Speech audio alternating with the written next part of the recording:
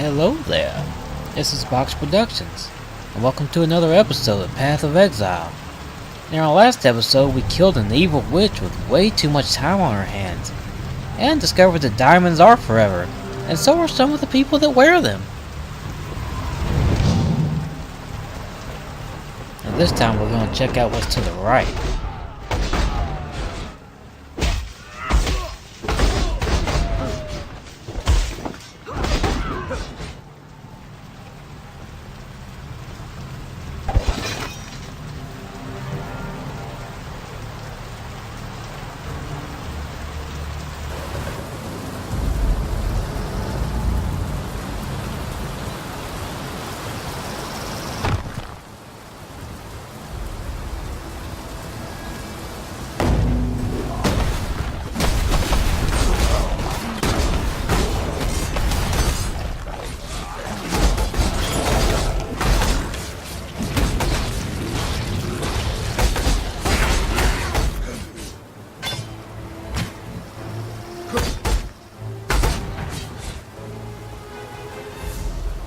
I do like a tidy ending.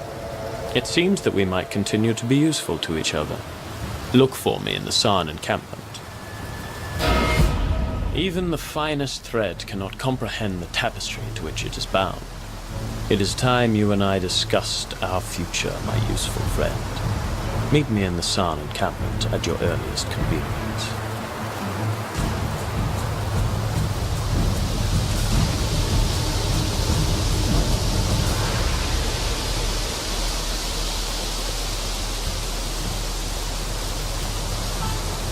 Oh wow, a library all the way out here. I suppose a little bit of book learning wouldn't kill us. Or maybe it could.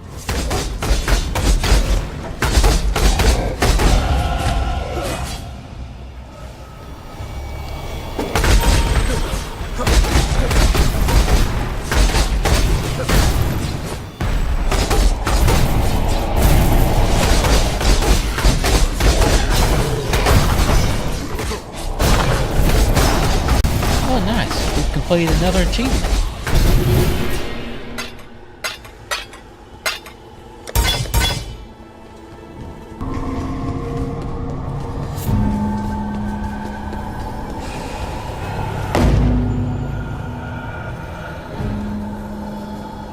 Garui, by the ancestors, it has been so long since I saw my own kind in the flesh.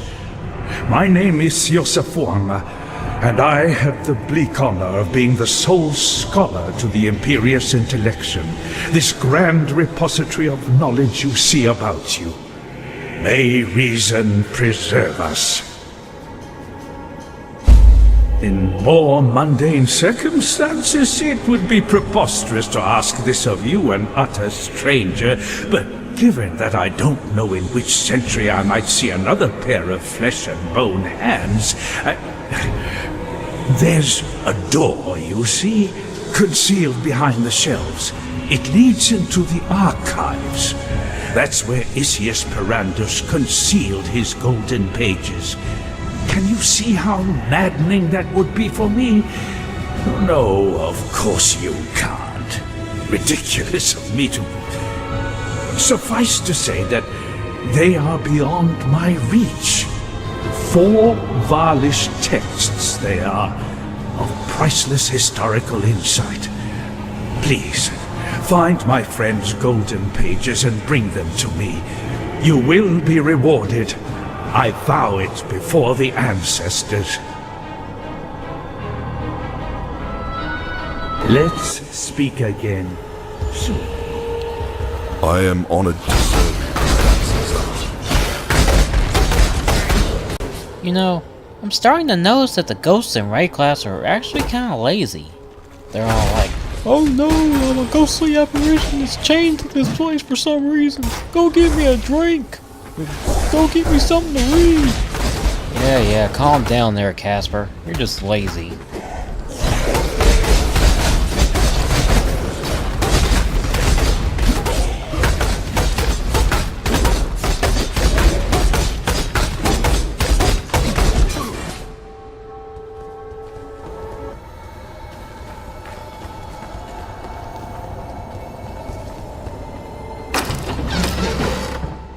I've always wanted to switch like that.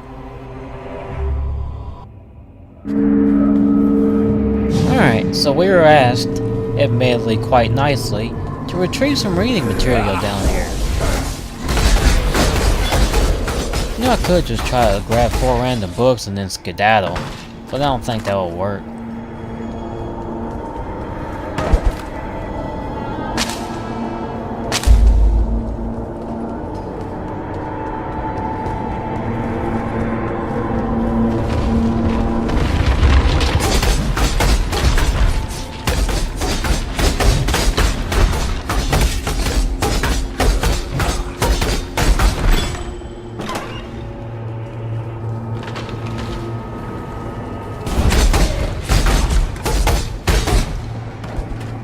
At least they stand out, I guess.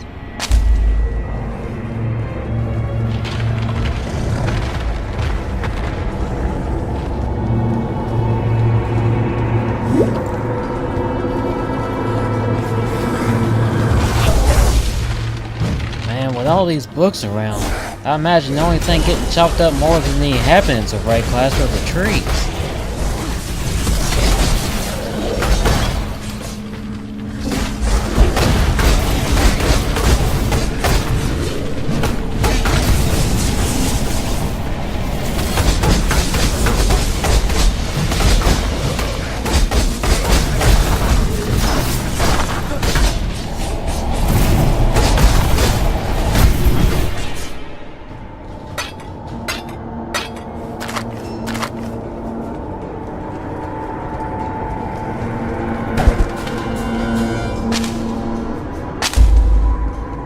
And one more to go.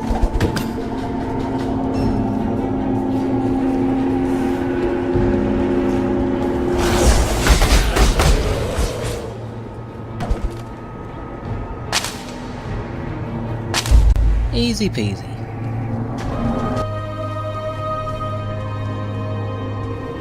By the ancestors, it's good to see fresh words in front of me. Now, my translation skills are not what Isius were. I can achieve a meager paraphrase at best. But a little knowledge is better than none, is it not? Let us begin. This tapestry of truth is a threadbare cloth indeed, but at least you have allowed me to begin the first few stitches in its restoration, and to settle the memory of a dear friend. In return, allow me to give you this, a little practical wisdom to improve your lot.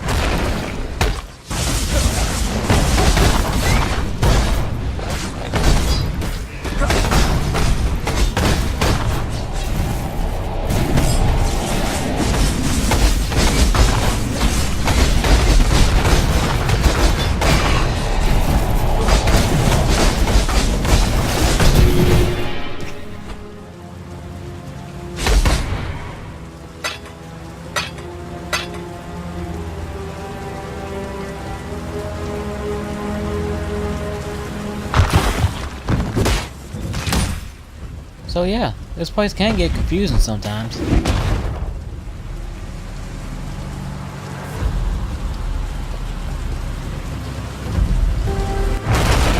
Oh, okay. Can you imagine if you were just walking around minding your own business and those things popped up and like, surprise, son!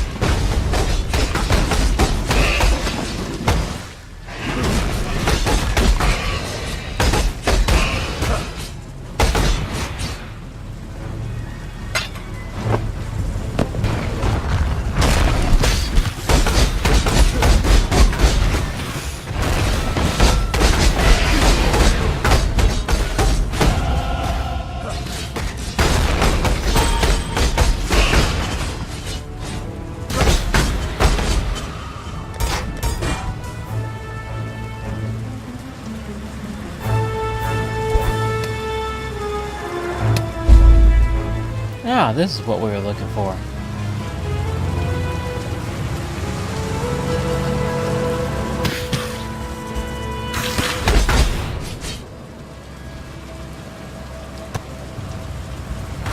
A leader cannot simply stride forward into the future and expect his people to be able to follow. A leader must look over his shoulder so that he can witness and understand the consequences of the path he has chosen, to ensure that his people are still with him, to ensure that he has not become lost. And welcome to the final trial, the Dart Trap trial.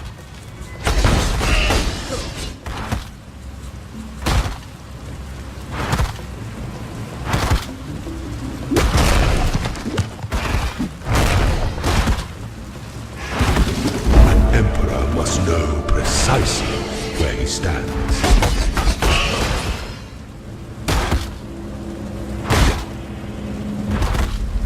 Okay, so after almost dying there, we are now finished with the trials for normal difficulty. Now let's go get this plum back to Fairgraves.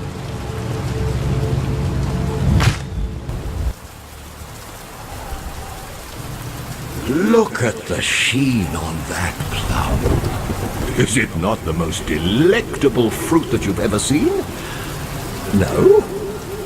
Perhaps the gloss of hope is for my eyes only.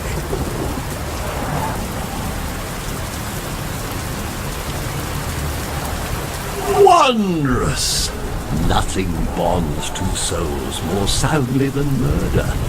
For that reason alone, I knew you could be relied upon.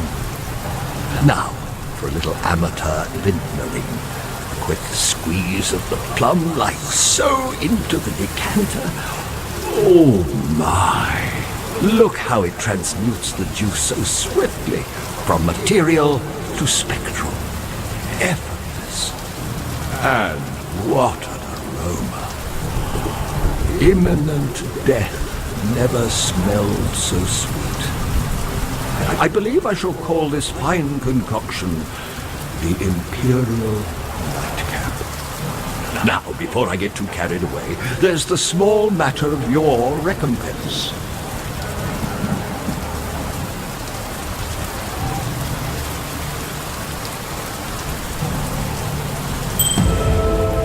A toast to swift endings and promising new beginnings. Oh, and you might want to avert your gaze once I have quaffed this diabolical brew.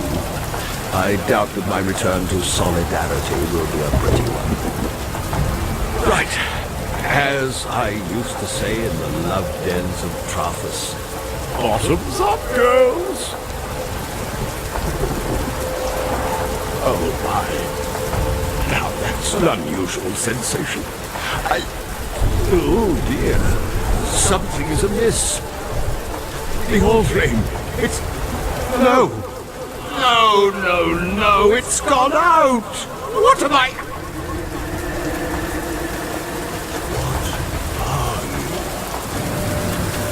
What are you? You cannot be. I will not...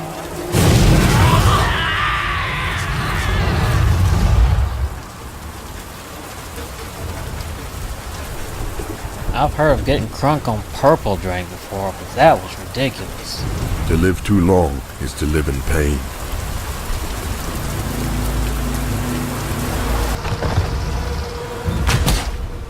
So now we're finally gonna find out what that key we got from Piety opens.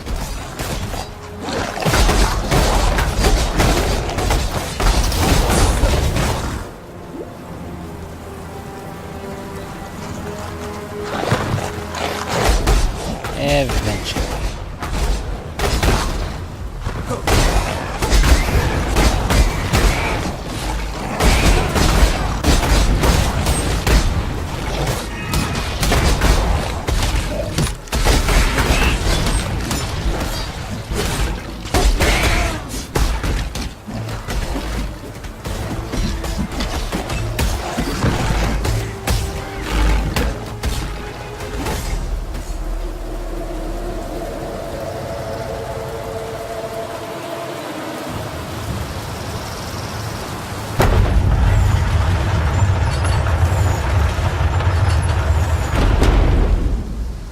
At least it wasn't like a goat or a pig or something.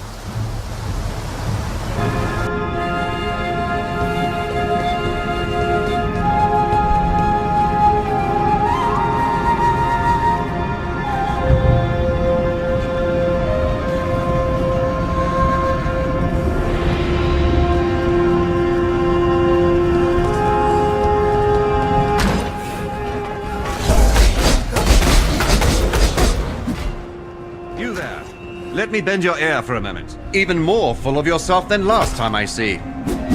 So here's how this... Oh hey, fancy seeing you here. I guess you had a key too.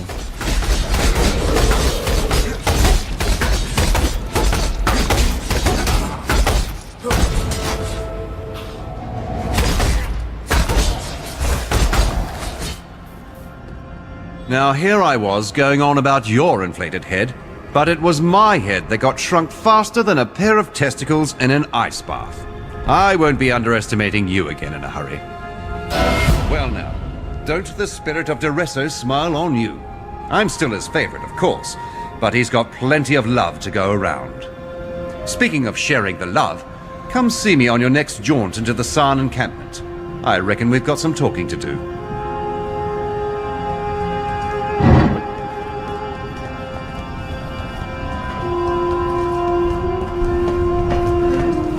Well, this place sure looks fancy.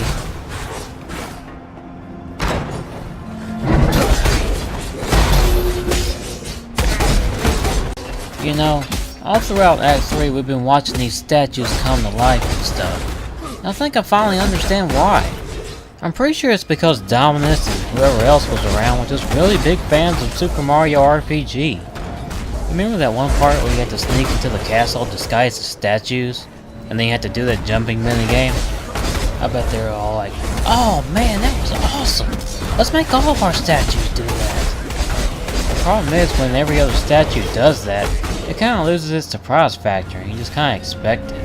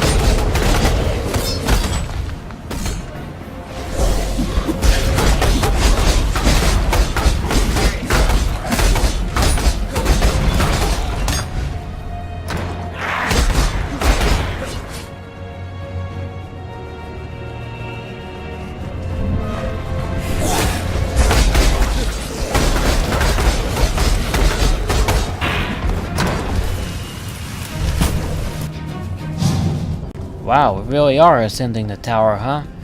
We're going all Shin Megami Tensei up in here. It even has the less than subtle religious references as well.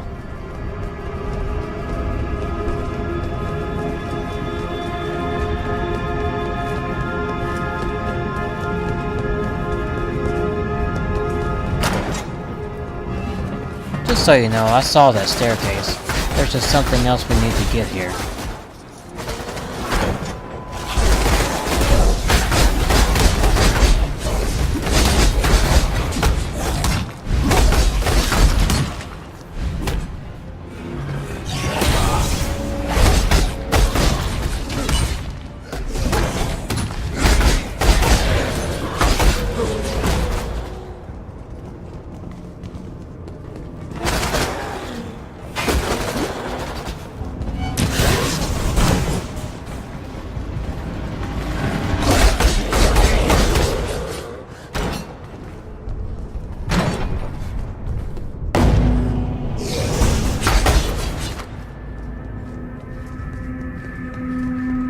My dear Chitus, the Empire has lived in fear and ignorance since its inception. Our Asmiri ancestors in their arrogance, turned their backs on the lessons of the Val. The emperors before you lacked courage, lacked vision, paying lip service to eternity while scrabbling for approval and comfort within the prison of their meager, mortal lives. You are not one of those emperors. You are Chittus the Great, the man who will make this empire truly understand the meaning of the word eternal. We shall build this thaumatocracy together, my emperor, gem by gem, immortal by immortal. Your devoted servant, Malachi.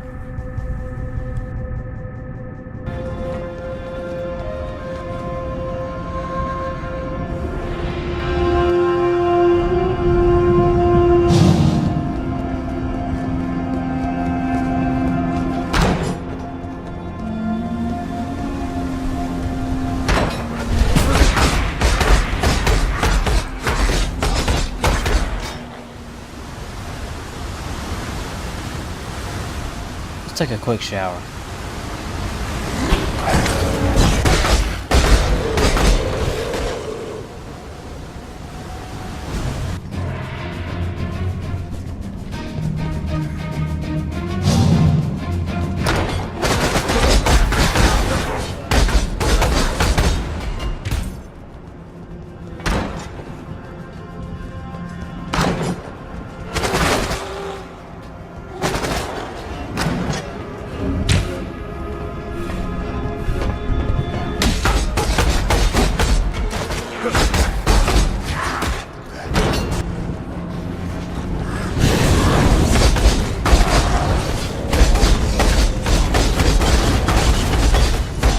So hey, I almost died again. That's cool.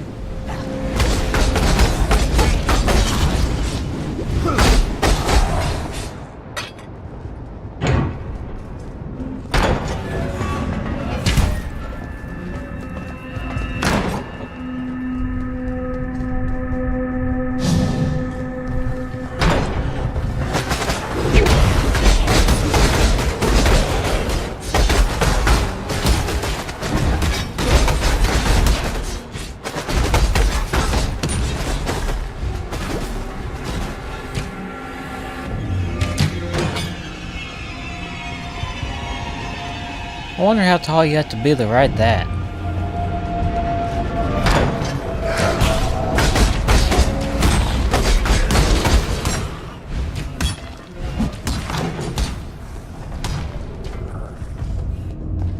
And here we go.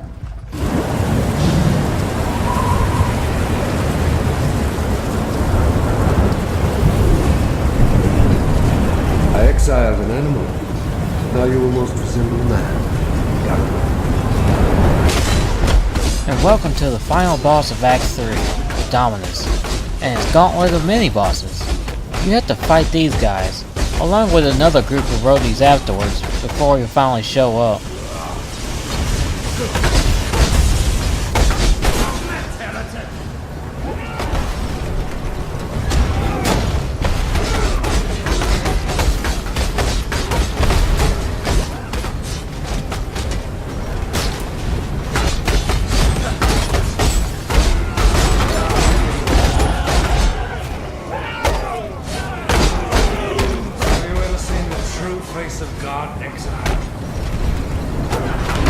And now that he's here, we get to let him know with our beaten stick how much we appreciate being exiled.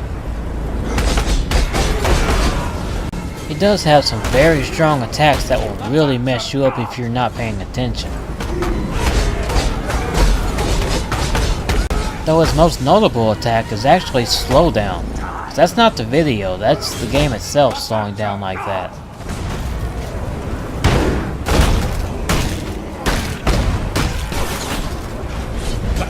Of God! Shrink not from God! The touch of God!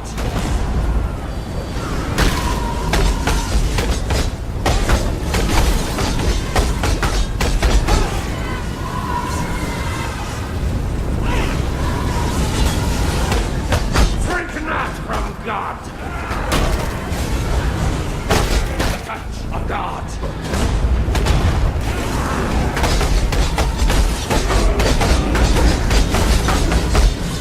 The light of divinity!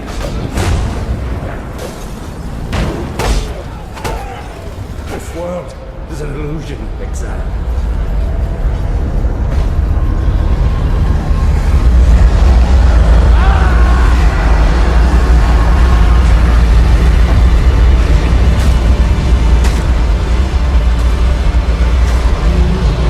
Trick or treat. And now for the final phase. Right off the bat, he summons a protection circle that you really want to be standing in. Outside of the circle is like this blood, acid brain thing that will really tear you up if you're standing in it. But just watch your health and keep wailing on him like he owes you money. You'll eventually find out who's boss around here.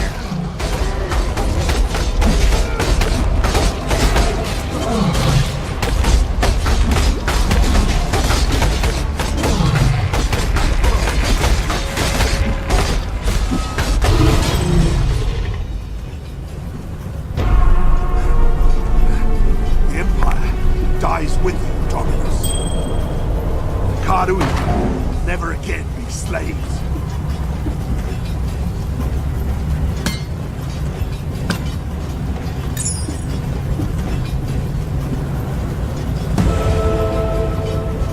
You have mounted the summit of the Empire, not a cockroach.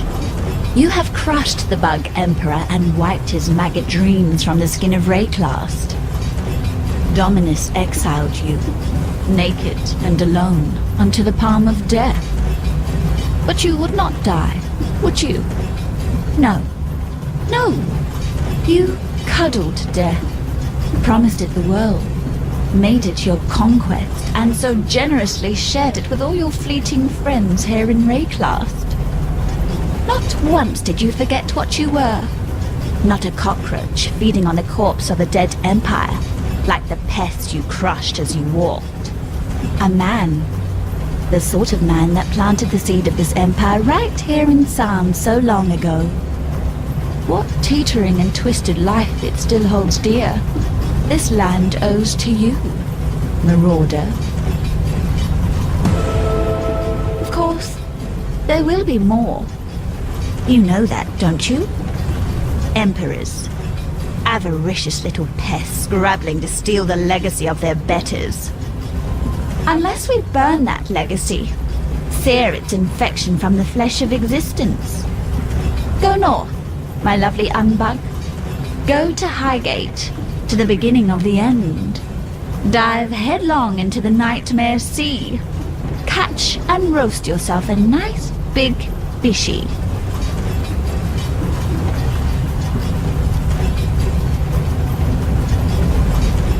And that's all for this episode. I'll see you in Act 4.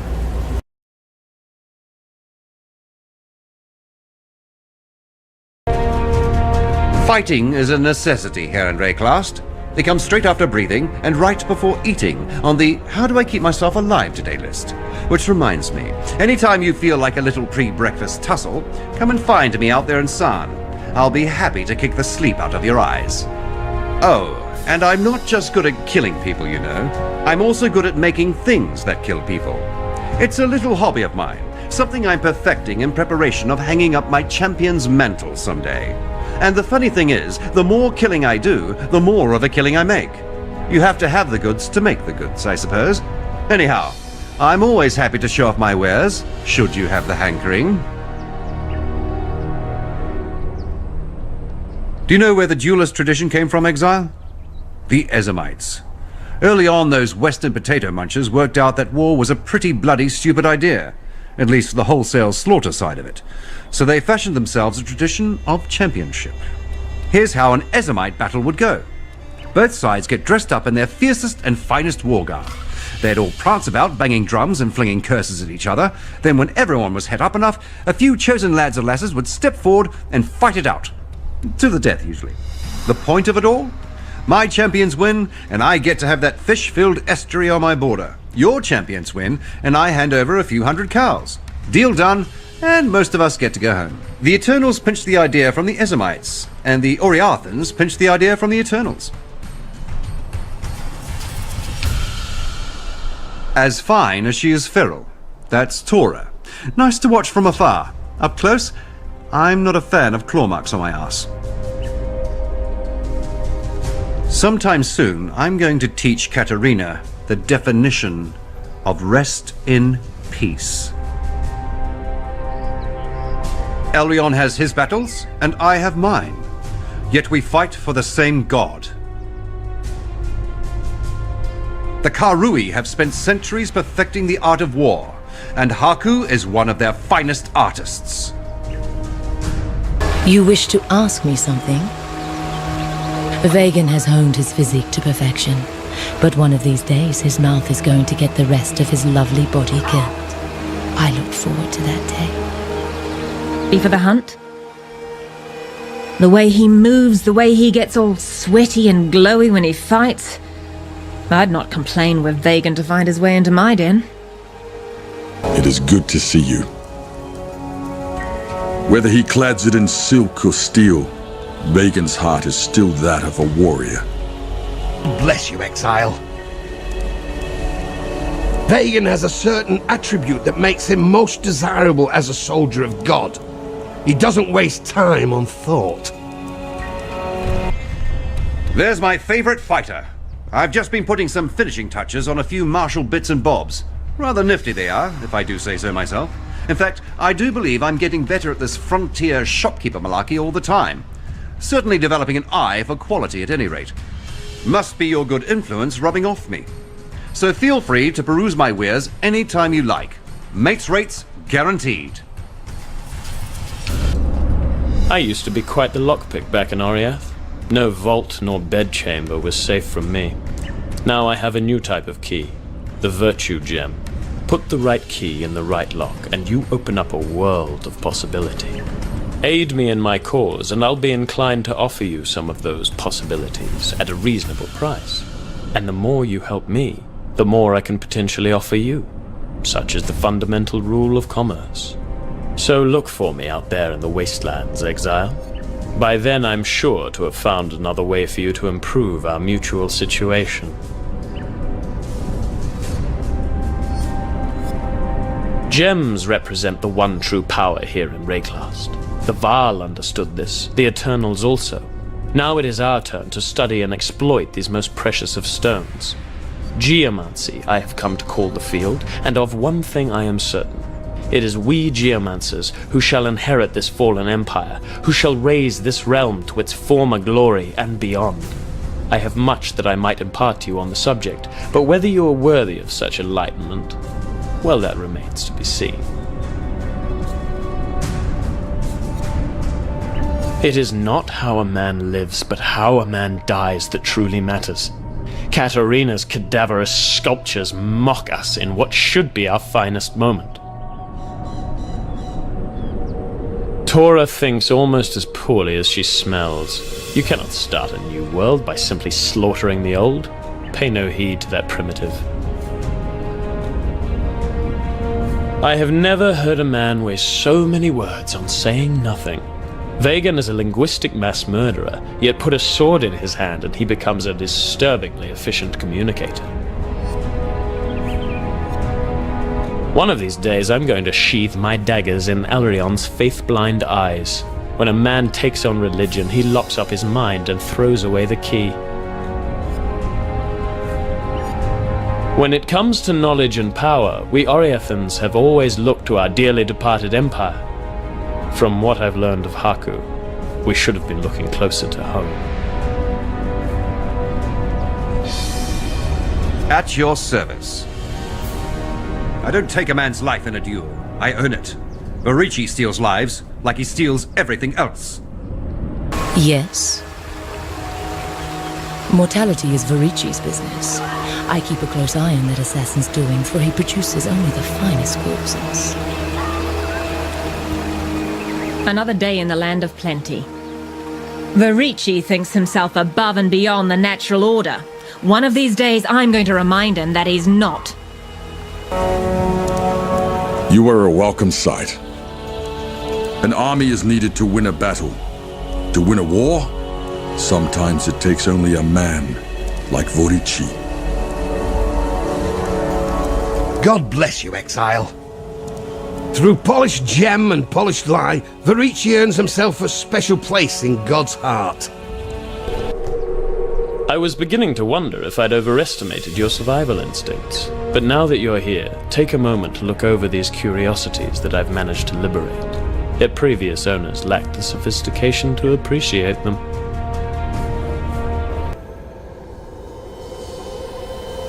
My word. Valish contextualized syntax is a slippery eel indeed.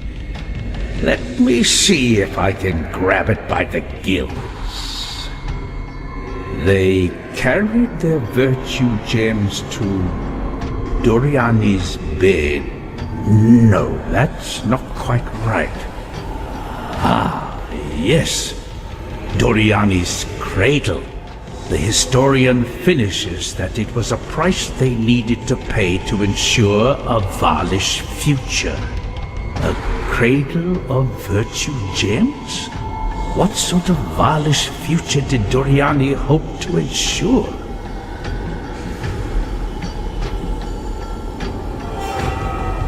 Splendid. Let's see what this page has to offer us. It talks of Queen Atsiri. Now, here's a portentous line. She drenches her altars with the blood of those deranged enough to question her vision.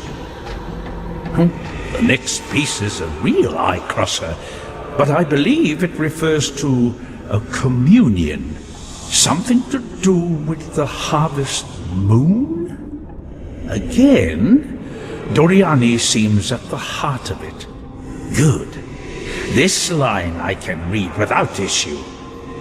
This will be our final night of fear, our final night of suffering. Sacrifice, communion, the harvest moon. An unsettling combination.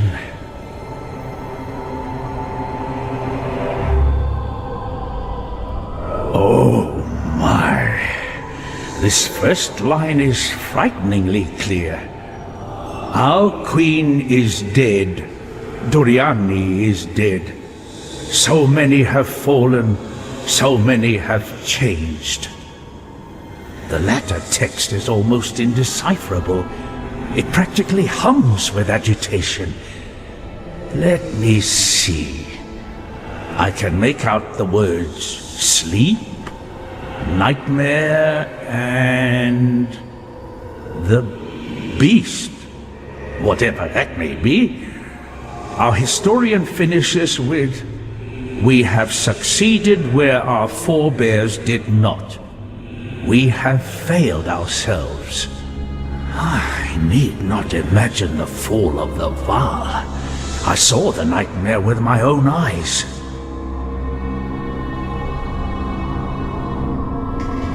Strange. I was put in charge of dating the most antiquated of texts. This parchment, it's a remarkable copy, but it's no original.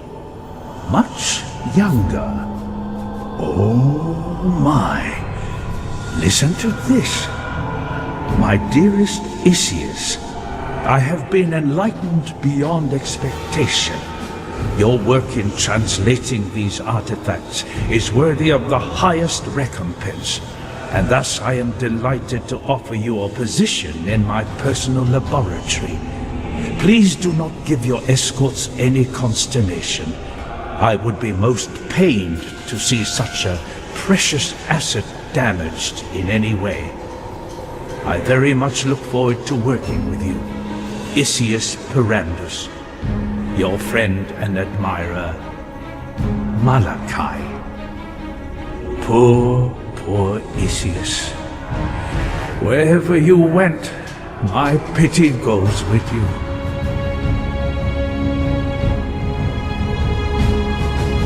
I suppose every civilization has its Doriani, its Malachi.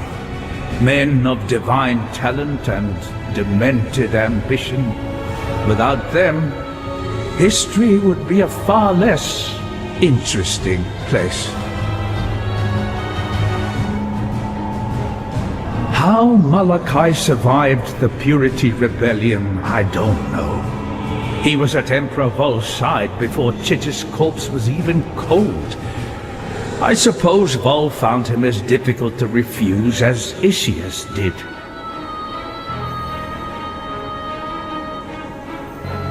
Malachi would never have risen so far without the patronage of an emperor like Chichis. It would appear that Doriani and Queen Atsiri shared a similar relationship.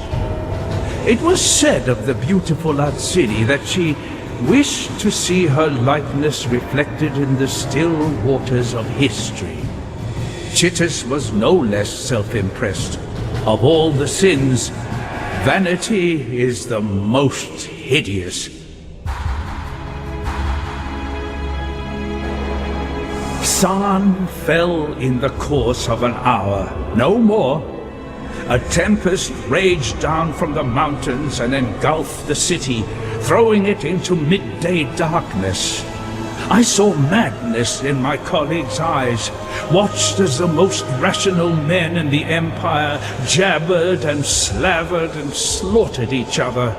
I witnessed Trinian, our gemling intellectus prime, engulfed by the radiance of his flaming cranial gem, and wither like a grape in the sun into a thing of desiccation and famishment.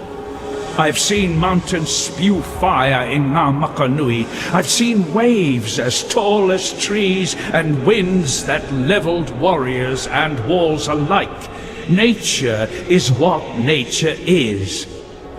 There was nothing natural about the cataclysm.